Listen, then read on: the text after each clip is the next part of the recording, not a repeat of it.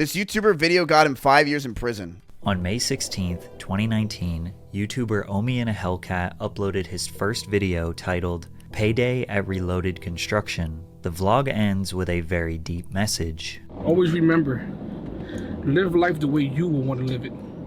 You only get one chance at this, one shot at life. I gotta start giving more motivational things for my community. I think you guys aren't motivated as much. I need to oomph you up a little bit, get you motivated. What can I do? Gamble. Go ahead and gamble. One chance, one shot, that's it. Any mistake that you make, it's done. You're done. Little did Omi know, starting this YouTube channel could have been the one mistake that would ultimately land him in federal prison. That very first video that Omi posted got 60,000 views in the first 3 days. The video shows Omar stepping out of his mansion, walking down his long driveway. He's got a lot of nice ass cars. All-white cars. What the hell? And telling the viewers about his entrepreneurial endeavors. From there, he drives to his first. Jen, you want to recreate the SM64 clip with me now? Ah, God. You don't understand what that clip, how hard it was to create that clip. It required so much work and yeah, I'm down. Whenever I come to LA, we can just do it immediately. Nightclub that he owns, where they are doing renovations. Then he goes to his second nightclub, where they just made the final touches before opening. Omi continued to post vlogs that started with motivational messages about life. You have one thing, an advantage over a lot of people. You're free, what the you're young, and you're healthy. What the hell is that chain? What the actual fuck is that? I have never seen a chain that thick. It is a big boy. So that's a really thick chain. It's not even a bike lock. No excuses. Stop trying to keep up with everybody. You get that from Anixia. Stop going out buying Balenciaga. Typically, the middle of his videos would be him tending to his businesses. It was so hard. I love hard. You mean try hard, Jen. I know you're back to Twitch. It's try hard. Buying expensive clothes, jewelry, new cars, vintage cars, tour buses, and even houses. Damn. For a wildly successful man, he was relatable, down to earth, and kind. Far from the narcissist. I need to work on that. I think my big problem in life is I'm not relatable because I am what is that word? Narcissist or whatever the fuck.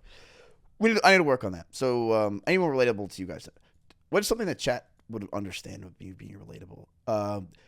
Yesterday, chat, I took a shower. Yep. Narcissistic rich. Me too, right? Hey, you know, I mean, and that shit was hot. It was hot, right?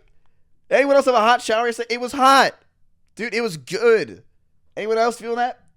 Same? Yeah, I had a hot shower. Just like, yeah, hey, same here. Within 2 months, he reached 100,000 subscribers. No, Cole, by the end of summer 2019, he had 300,000 subscribers. But every time he was asked about how he obtained his wealth, his answers were extremely vague. What do I do for a living? Started off as an app developer.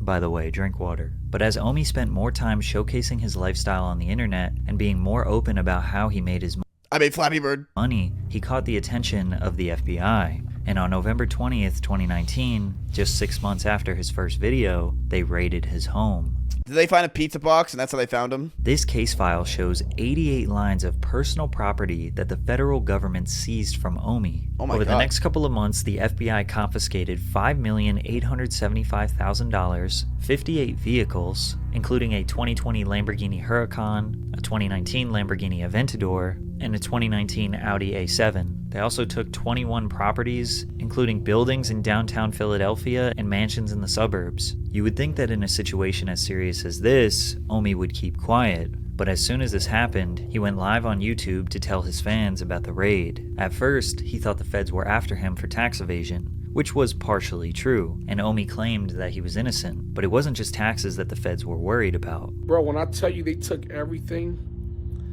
they took every SD card, every camera, every television in my house. Houses, IPTV is a gray area. You know, the Copyright Act hasn't been updated since the 1960s. Right, that's the problem. And you know, I hit a fucking gray area and exploited it, and they just didn't like it. Omi thought he had found a loophole in the US copyright law and was exploiting it. Now, if at this point you're feeling extremely confused as to how this guy even got into this situation in the first place, this is exactly how his hundreds of thousands of fans felt. Ironically, once the feds raided him, that's when Omi started opening up about exactly how he made his fortune. Ooh. Omi and a Hellcat, whose real He made name is 2 apps. Bill Omar Carrasquillo, operated a large-scale Internet Protocol Television, or IPTV, piracy scheme in which they fraudulently obtained cable television accounts and then resold copyrighted content to thousands of their own subscribers who could then stream or play back content.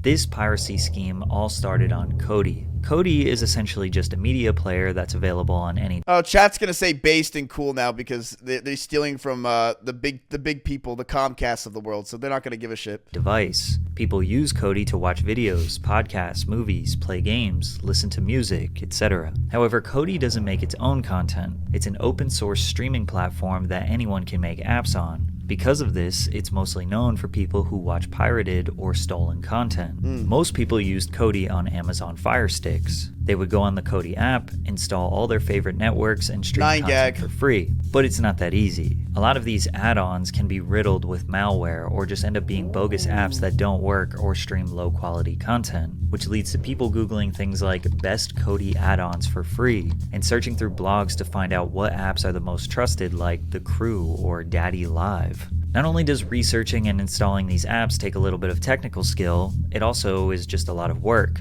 Around 2016, Omi was exposed to this and saw a huge opportunity. Omi would buy Amazon Fire Sticks for $40, jailbreak them, or install all the best and most trusted apps onto Kodi, then resell them for about $120 to $150 to his customers, essentially giving customers cable TV for a one-time fee. The reason we know this is because he had no problem telling people his scheme. And back when Kodi was popping, you know what I'm saying? I was one of the first ones doing Kodi. But you really make that much money doing that though?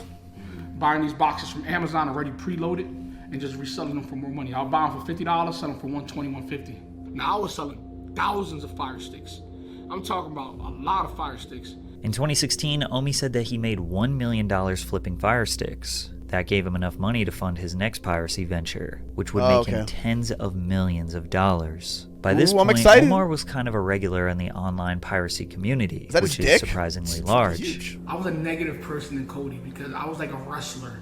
There was good guys and there were bad guys. I was the bad guy because that's how I got people's attention. He was known by the username Target in 1080p. His YouTube channel was originally named Target in 1080p and featured videos of him discussing things in the IPTV space. One particular man named Dexter took a liking to him. Dexter was a developer and Omi was the financial backbone. Together, they made an app for Kodi called Gears TV, which was inspired by his favorite video game, Gears of War. Yeah, okay. Gears TV was Omi's all-in-one digital content And they put package Gears of with War some on of it. your Oh, that's favorite fucking sick. shows I like want this Game now. of Thrones, Better Oh. Call Saul, Oh. Twin Peaks, all of the major networks like ABC, ESPN, and Fox, channels that are only shown in the UK and Canada, and even more premium packages like NFL Sunday Ticket. Gears TV provided all of that content in 1080p resolution for as low as $15 per month. If someone were to pay for regular cable, it could cost them anywhere from it's gonna $60 cost you to like $100 $200 per month. But how was he able to do this?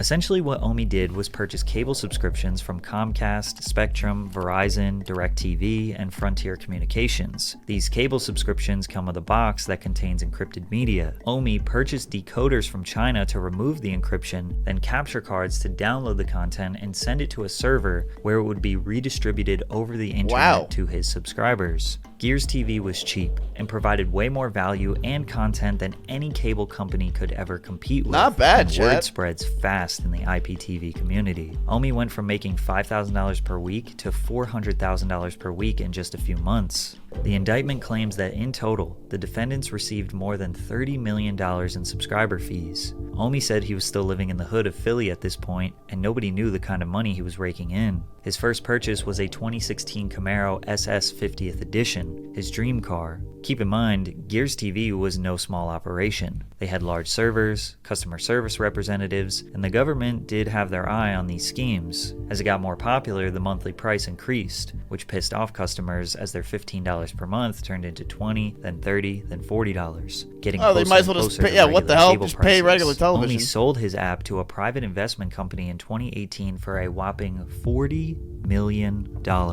This was perhaps his most genius move, because not too long after, Gears TV shut down. Yeah. But it did not stop there. Omi used his large payout and expertise to build a new and improved app called Reloaded TV. This was everything Gears was and more, with a way better interface Sex and and the higher City! quality content. Reloaded very quickly became one of the biggest apps in the IPTV space because of its great user interface and reliability. It's unclear what exactly happened to Reloaded TV. It seems like it wasn't around for very long, because in 2019 Omar abandoned the Target in 1080p name and changed it to Omi and a Hellcat, and he stopped talking about the IPTV space as a whole. He claims he knew the industry was dying and the feds were cracking down on other apps similar to Reloaded. Now, is it possible that Omi's YouTube channel alerted the FBI? Not necessarily, but it didn't help his case. Anyone who is in the business of distributing media knows there are others trying to steal it, but Right. Omi's YouTube channel promoting his own brand and attaching a face to the scheme just made it that much easier to identify the perpetrator. Bragging and flaunting his wealth could have pissed off authorities, and yeah, they're human. Maybe they did want to put him in his place a little bit. Maybe they were harsher on him than others to make an example out of him. Probably in one not. vlog, Omi found out that federal agents boarded his flight to the Dominican Republic to make sure he wasn't trying to flee the country. I mean, yeah, it didn't help them. I'm sure they weren't trying to they weren't pissed off. I'm sure they just this was good information for them. But you have to remember that all of the information I just gave you, his audience didn't know about. They had no idea why the FBI was after him. They just knew Omi had to restart his life. Please continue to support this channel.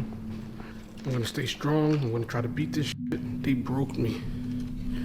They broke one of the strongest people I know, which is me. They Whoa! broke me, but no one got me to this position.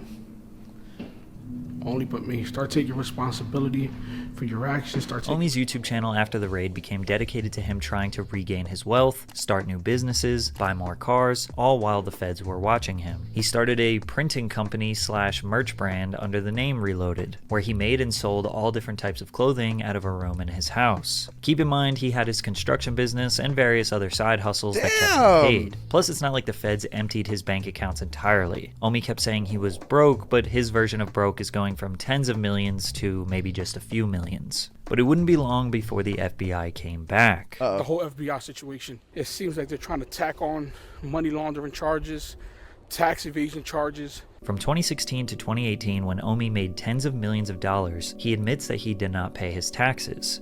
Bro, you had it made. You won. You had it made. You got some mills out of this. And you fucked up, and you couldn't just pay your damn taxes. However, he had a reason. He claims that the account... Chat, you will never get past the you have to pay your taxes. There's a lot of things you could be fucky with in life. You can't fuck with the IRS. You can't fuck with the IRS. You have to pay your taxes. You have to.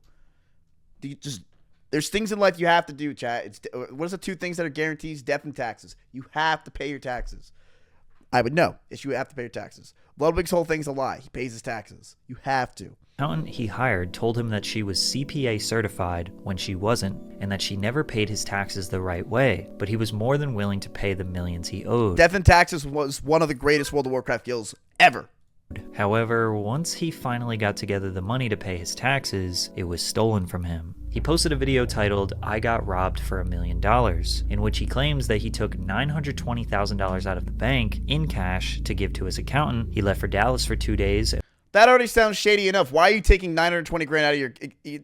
Come on, give me a break. And while he was gone, someone cut the power off from his house and stole the cash, some electronics, and his girlfriend's purses. The funny part is, a lot of his own fans were I'm guessing that he made someone steal it so that way he can keep the money. suspicious. It seemed like Omi was trying to stash $1 million and throw off the feds by setting up a robbery. Yep. Sorry, IRS, I can't pay my taxes because somebody stole my money, and here's my YouTube video to prove it. Plus, you have to think, why would anyone bother stealing Xboxes and sure to like and TVs subscribe. when you have $1 million cash? Conveniently, this video was posted on the same day that Omi released his very first sneaker, the Omi Zeros, which was just a Nike Jordan 1 silhouette that replaced the swoosh with a lightning bolt. He even took the Air Jordan branding and replaced it with Air Omi. Dude, this guy is the epitome of eBay. Like, You're just finding random shit that just is a slight knockoffs. What's the one place? ioffer.com. Go there if you want. Like basically Air Omis, I'm sure are there. Now, taking the Nike silhouette for a shoe brand isn't Wish. something new. It was a really hot trend for the past few years. I even bought myself a pair. Omi would slap the word Reloaded on a popular team's logo, or really any iconic brand trade dress. It's pretty clear that Omi's specialty is copyright infringement. Building an original brand is way too much work and too risky. However, things got really bad for Omi in September of 2021 when he was formally indicted with criminal copyright infringement, wire fraud, money laundering, and several other crimes. The feds came back once again and raided his house for the second time. This time, he made much bigger headlines and was even interviewed on the news. Just to be crystal clear,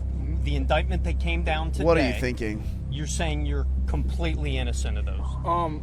Not completely innocent would be a false statement. Now, ignorance is no excuse for the law. Again, you'd imagine someone would be quiet during this instance, what is or wrong at the with very least have their lawyer speak for them. Going on the Omi news? was still convinced that he exploited the system. Omi's whole life at this point was dedicated to fighting this case. He barely uploaded YouTube videos, maybe once a month. And when he did, you could just tell this man's spirit was broken. But after months of deliberation from his legal counsel, Omi pleaded guilty in February of 2022. I'm letting you guys know that I'm pleading guilty. Long talks with my attorney. Yeah, you ain't beating the Fed, bro. It's the best option, you know. Ignorance is no excuse, like I've always said. And to me, it's about, accepting responsibility. Now he was going to serve some time in prison. 3 U.S. government attorneys say that Omar, aka Omi and a Hellcat, should serve 15 years and 8 months in prison for crimes related to his pirate IPTV service, Gears TV. So he spent all of his time grinding to get his business affairs in order so his family can survive while he is away. But on March 7th, 2023, Omi finally met his fate. United States District Court for the Eastern District of Pennsylvania, Judge Harvey Bartle III, acknowledged that the advisory guidelines of 24 years would be highly unusual for a copyright matter, and therefore decided that 66 months would be enough to punish Omar and send a deterrent. It's not so bad. A little over 5 years, that's not so bad. Message to any of his followers considering the same type of behavior. On top of the 5.5 years in prison, Omar got 5 years of The dude, you know what? Maybe the videos were good. Maybe he made a fan out of the lawyer. Maybe the lawyer was, or the judge was a fan. So maybe he only got 5 years because he was a fan. Supervised release. He had to forfeit $30 million worth of assets, which was mostly vehicles and properties. And he had to pay more than $16 million in restitution, $10 million to the cable companies and $5 million to the IRS. But surprisingly, Omi was happy with this outcome. Yeah. He could have gave me 15 years if he wanted to. Oh yeah. You can lose all the money in the world, chap, but you can't lose. You're only young once. 15 years for this guy, he'd be out. You're old. You're older. 5 years and you lose all your money. I would take that over 15 years and I have all my money any day. Could have. He really could have. He could have gave me 15 years and I guess no one would have questioned him on it. And to the fact that he gave me another chance with my kids, like I said, man, I'm always going to have that man in the back of my mind. Throughout this entire time, Omi's support. He'll probably get out in earlier than 5 years too if he's on parole, if he's a good boy, right? Like if he does good shit, he'll probably get out in like 3 or 4 years. That ain't so bad considering all the things he did. Supporters have had his back, and a lot of them don't look at him as a Apparently he's out. No way. Scammer nor a fraudster, probably because most people don't have sympathy for billion-dollar corporations. Absolutely. Omi was stealing from corporations and giving their product to regular. Yep, that's it. If he was stealing from people for the same thing, you'd want his head off. But the fact that he stole from cable companies, you're gonna say he's a great guy. People for a fair price. He came from nothing in the streets of Philadelphia and built an empire. However, that empire wouldn't have existed if it wasn't for the people who created the demand in the first place. Shout out to Sex and the City. Omi knows what he did was wrong, and he has accepted that he needs to do the time to pay for what he did. Just a few weeks ago, he surrendered himself into prison. If we have any faith in the justice system, we just have to hope that Omi comes out a better and changed man. That was a good video. He won't change, but he won't do it again because he knows he can't get away with it. You know damn well he's not. He's going to do it. He's just not going to do it.